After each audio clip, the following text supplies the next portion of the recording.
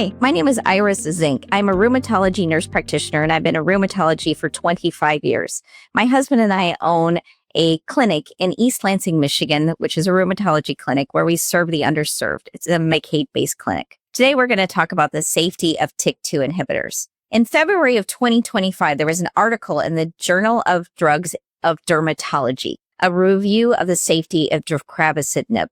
So what they did is they took 10 expert dermatologists from across the United States to create these position statements about the safety of Deucravacitinib.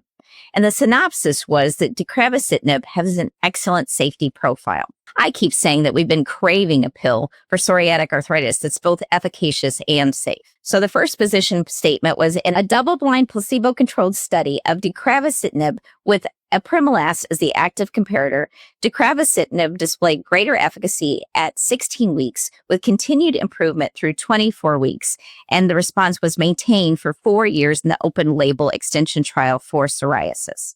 The second position statement was Deucravacitinib is well tolerated and it does not seem to have the same GI and headache side effects that can be seen with apremilast. The third position statement says, by targeting the regulatory domain of TYK2, Deucravacitinib has a selective and unique mechanism of action.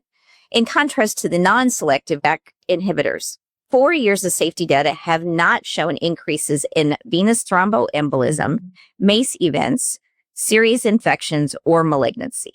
The next position statement says, there was no evidence to support a causal role for Deucravacitinib in the development of significant lab abnormalities. CPK elevations have been seen, and I want to talk about that because that's a common side effect. There are only 2 reported cases of rhabdomyolysis. One woman who started vigorous exercise because she felt so good taking Deucravacitinib was able to stop the medication for 6 days. Then she was able to restart the medication, and she completed the study as well as the open enrollment, the long-term extension trial. The other case of rhabdomyolysis was in a gentleman with multiple comorbidities. The data on Deucravacitinib do not demonstrate a need for long-term lab monitoring. So this was the other position statement from the dermatologist. However, there was one case of tuberculosis.